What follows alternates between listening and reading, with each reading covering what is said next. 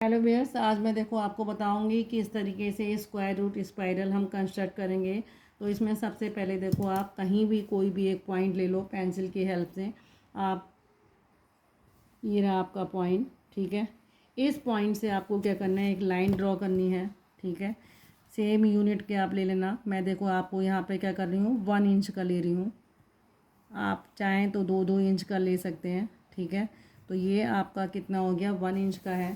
तो ये पॉइंट आपका हो गया ओ, और ये पॉइंट आपका हो गया पी, ठीक है। ओ पी एक लाइन आपने ड्रॉ कर दी है। अब आप क्या करेंगे, इस पॉइंट से पी पॉइंट पे क्या करेंगे, एक परपेंडिकुलर आप 90 डिग्री का एंगल बनाएंगे। तो आप प्रोटेक्टर की हेल्प से क्या करेंगे, 90 डिग्री का एंगल बनाएंगे। तो ये रहा देखो आपका, इसके मिड पॉइंट को आप इससे ज्वाइन करेंगे और ये लाइन से लाइन मिलाएंगे, हो गया। देन 90 आपका कहाँ पे आएगा, जस्ट ये रहा। और इस पॉइंट को आप किससे, इससे पी पॉइंट से ज्वाइन कर देंगे। ये आपका कितना हो गया, 90 का एंगल हो गया।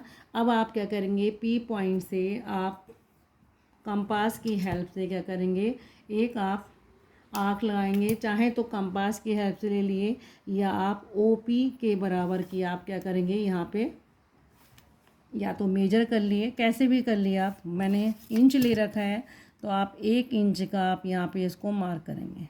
ये रहा, ये आपका 1 इंच हो गया।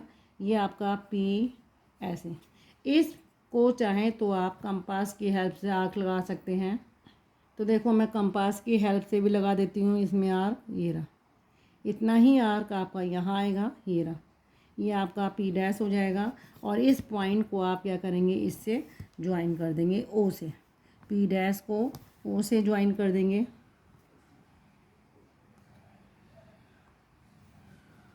ये आ गया, ठीक है। तो ये आपका कितना हो गया, ये 1 यूनिट है, और ये भी 1 यूनिट है। तो आप जब पाइथागोरन यूज करते हैं तो ये स्क्वायर रूट 2 आ जाता है।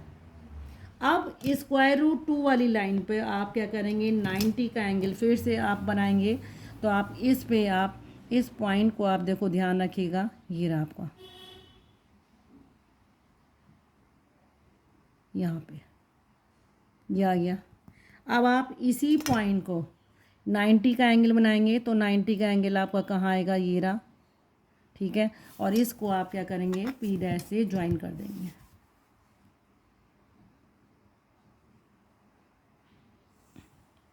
ये आ गया। अब आप क्या करेंगे, इतना ही 1 यूनिट का, ये रहा, यहाँ से जितना लगाया था आपने इतना ही आर्क आप यहाँ पे लगा देंगे। ये हो गया। तो ये आपका पॉइंट क्या हो जाएगा, इसे आप P1 बोलो, इसे आप P2 बोलो, ठीक है। ये P2 हो जाएगा। इसको आप इससे ज्वाइन कर दिए ओ से।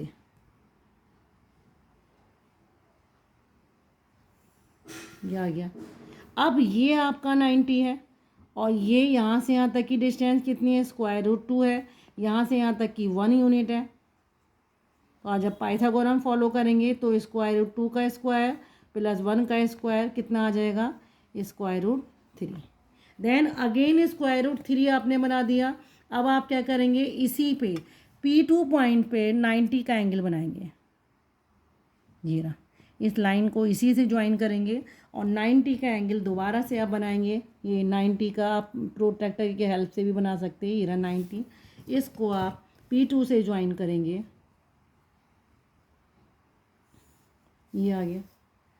इस पर दोबारा से आप 1 यूनिट का एक आर्क लगाएंगे। चाहे P1 P2 के बीच की डिस्टेंस ले लो, कैसे भी ले लो, 1 यूनिट का ही चलेगा, ठीक है। ये आपका पॉइंट कितना हो जाएगा, P3। इस P3 को आप O पॉइंट से आप ज्वाइन करिए। अब ये आपका कौन सा हो जाएगा, स्क्वायर रूट 4, ओके। अब ये स्क्वायर रूट 4 हो गया। देन अगेन आप इस पर 90 का बनाएंगे। ये रहा,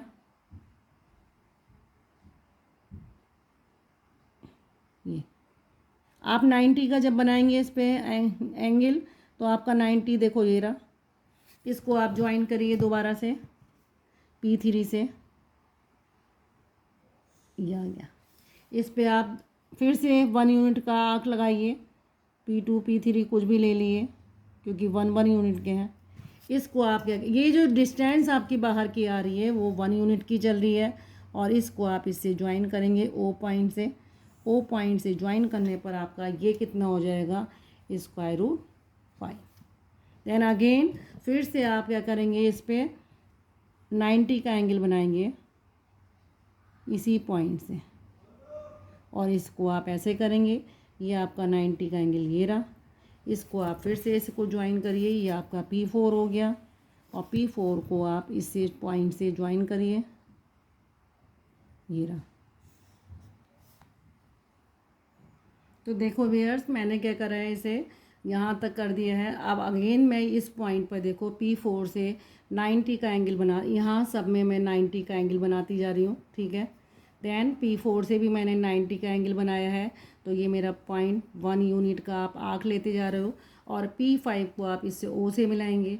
फिर P5 पे आप दोबारा से 90 का एंगल बनाएंगे और 90 का एंगल बनाकर आप क्या करेंगे, 1 यूनिट का यानी जो जितनी OP डिस्टेंस है उसके बराबर का एक आप आर्क लगा देंगे।